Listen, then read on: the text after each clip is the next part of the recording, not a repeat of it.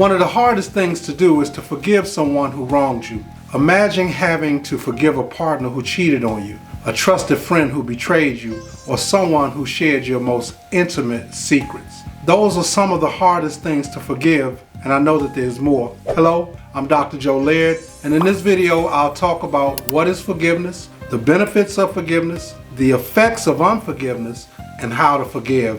But first, check out this powerful story about a widower's act of forgiveness. Sandra Walker, a mother of two, lost her husband in a car accident that also caused her to have life-changing brain damage. At the trial for the accident, in her court statement, Walker said she felt sorry for the woman who crashed into them, who herself lost a child in the accident. She stated, "I know she is going through as much pain as I am." She hugged the woman and said, "I wanted her to know that I forgive her for what she did." Now, after losing her husband in a car accident and sustaining brain damage, she was able to forgive the driver. And that's just one of many powerful stories of forgiveness. So, what is forgiveness? Well, forgiveness is about extending grace and mercy to those who've hurt you, disappointed you, or broken your heart, even if they don't deserve it. Now, it involves letting go of your hate and anger towards the perpetrator for what they did to you, or what they did to one of your loved ones. Now, psychologists define forgiveness as a conscious decision or deliberate decision to release feelings of resentment or vengeance towards a person who harmed you, regardless of whether they deserve it. Forgiveness does not excuse the behavior. It's a decision and a process to let someone off the hook who violated you. And for Christians, it means giving your right to punish the perpetrator to God so he can execute his judgment in his time and his way. What forgiveness is not. Forgiveness doesn't mean forgetting or excusing the harm done to you. Forgiveness is not about constantly reminding the person of what they did or didn't do. That's not forgiving. It's not denying the hurt. It's experiencing and letting the hurt go so that you can move forward and heal. Forgiveness is not for the other person, it's for you. Forgiveness is not saying that what happened was all right. It's not condoning what the person did. Because when someone harms you physically, emotionally, or mentally, you have a right to feel angry. You have a right. So why should we forgive? Well, believe it or not, there are benefits to forgiveness. Forgiveness is a choice, whether you want to hold on to the anger or whether you want freedom from the anger. It's a choice, whether you want anger or freedom from the anger. Forgiveness can help you increase your inner strength. It can start the healing process and allow you to move on with your life. People who practice forgiveness live healthier lives. Forgiveness allows you to receive forgiveness from God.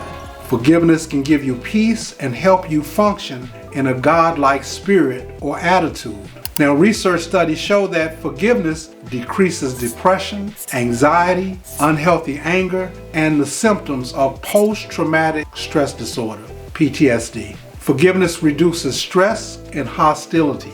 Forgiveness lowers your blood pressure and improves self-esteem and mental health. Forgiveness can reduce unhealthy anger and repair valuable relationships, allowing you to grow. Forgiveness creates optimism and stops the cycle of hurt and pain. So why is forgiveness so hard? Why is it so hard? Pride and anger are two reasons we fail to forgive others who've hurt or betrayed us. And for Christians, pride is tied to a lack of humility and disobedience to God by not keeping His commands. When you humble yourself, you're saying to God, "I trust that you will take care of this, so I give it to you." But pride says, "I will do it my way," and disregard what God tells me to do. Pride is when you believe that your way is better than God's way. And that's why you don't want to submit to Him, because you feel like you got this under control. The Bible commands us to forgive those who mistreat us, and it assures us that if we forgive them, God will forgive us. I don't know about you, but I need His forgiveness, and I want to remain in obedience to Him. Another reason we fail to forgive is anger. Now, it's understandable to become angry when someone hurts you. That's normal. But holding on to the anger, it only affects you. It don't affect the perpetrator. They moved on with their life, and you're stuck with holding on to the anger, which leads to bitterness and corrupts the spirit of the unforgiven person. Forgiveness can be challenging because you're letting someone off the hook who deserves to suffer and feel the pain that you felt. And I get it. They deserve to be punished and they need to be dealt with, and they will. Here's the truth. We have all hurt someone and needed their forgiveness. When you forgive someone, you release the anger causing the stress. So do everything in your power to let it go. And then people often say, I just can't forgive them for what they've done. But you can forgive them. You just don't want to. But if it's someone that you love, you'll let them off the hook because you love them. It's hard to forgive someone that you don't care about. I get it. Forgiveness can be challenging, especially if the person who hurt you doesn't admit to the wrongdoing. Let's take a look at some of the effects of unforgiveness. Unforgiveness is like swimming with weights on your body. It's just dragging you down, right? The longer you hold on to it, the more you sink and the more you sink. So let it go. When you withhold unforgiveness, you think that you're hurting the other person, when in reality, you're only hurting yourself. Unforgiveness is like the proverb that compares resentment to swallowing poison and expecting the other person to die. When you fail to forgive, you are holding on to anger and resentment that causes bitterness to just grow and further damage your psyche, messes with your mind. It can only lead you to carry hateful thoughts towards the other person that end up growing in your mind. And you're tormented by reliving the past and holding on to that poison, ultimately causing more damage than good. But the Bible tells us in Ephesians chapter 4, verse 31 and 32, to get rid of all bitterness, rage, anger, harsh words, slander, and all type of evil behavior. And it suggests for us instead to be kind to one another, tender-hearted, forgiving one another, just as God has forgiven you through Christ Jesus. Now, according to research studies done at Johns Hopkins, unforgiveness is linked to higher incidence of stress, heart disease, high blood pressure, lower immune systems, anxiety, depression, and other health issues. Unforgiveness can cause you to bring anger and bitterness into a new relationship and experiences. It can cause you to become so focused on the wrong that was done to you that you can't even enjoy the present. It can lead to a loss of valuable relationships. Unforgiveness gives the other person power over your life. It hinders your relationship with God. And in Matthew 6:15, the Bible says, if you do not forgive other people, then your Father in heaven will not forgive you of your offenses. Forgiveness does not guarantee reconciliation. The other person may never speak to you again, and that's unfortunate. But you did your job by releasing them. So don't expect forgiveness to change the perpetrator. The other person may never change, but that's not the point of forgiveness. Remember, it's for you. Also, you must learn to forgive yourself.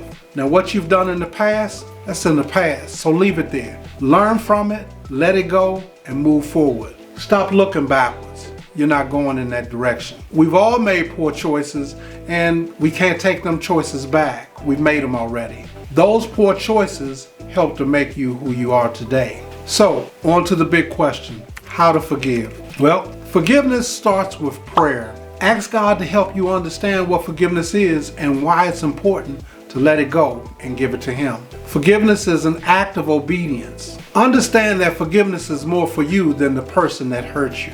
Number 2, identify the consequences of not forgiving. Remember, it causes you more pain to hold on than to let go. You've heard the saying that you use more muscles frowning than you do smiling. So learn to let it go. Make a conscious decision to let them off the hook. God will deal with them. Number 3, recognize that no one is perfect and that people make poor choices. Don't take it personal when someone offends you, because immature people do immature things. Number 4, don't be a hypocrite. Recognize you need forgiveness for those that you may have hurt, because we've all made poor choices and we all have hurt someone. Number 5, practice empathy. Through empathy. Simply stated, empathy is an active attempt to understand another person's perspective, their emotions, and in essence, their reality. We are social animals, and our ability to communicate and understand each other's emotional states is key to maintaining our relationships. Hurt people hurt people.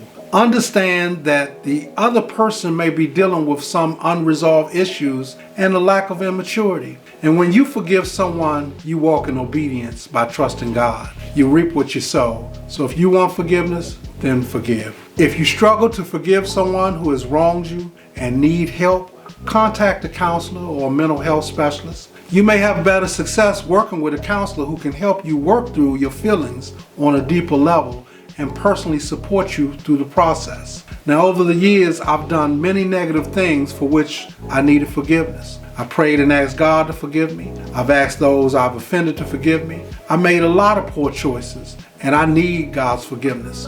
What about you? Do you need forgiveness? Do you need to forgive yourself? When you forgive yourself for someone who has hurt you, you start the healing process. You receive forgiveness from God, you experience peace, and you decrease depression and hostility. When you fail to forgive, you harbor anger. You fail to receive forgiveness from God, you allow yourself to become bitter and further damage your psyche. You can forgive if you want to, because forgiveness is a choice. So start by asking God to help you and decide to let those who've hurt you off the hook. Remember, no one is perfect and people make poor choices. So don't take it personally. Treat people how you want to be treated by practicing empathy, because when you forgive, you will receive it in return. Learning to forgive becomes easier the more you practice, because the more you know, the more you grow. Remember, forgiveness is more for you than it is for the perpetrator. I hope this information was helpful. If you have any questions, leave them in the comments sections below. Give me that thumbs up if you enjoyed the content, and share the video with someone you think can use the information, and subscribe to the channel. But that's all I have for right now. But thank you for your time. God bless you and have a wonderful life. Forgive. Man, I need something to clear my throat. If you're looking for a organic, a premium, a high quality lemonade, look no further. Lord Laird's Premium Lemonade. I didn't want to stop drinking that, but I wanted to save some for the video. All right.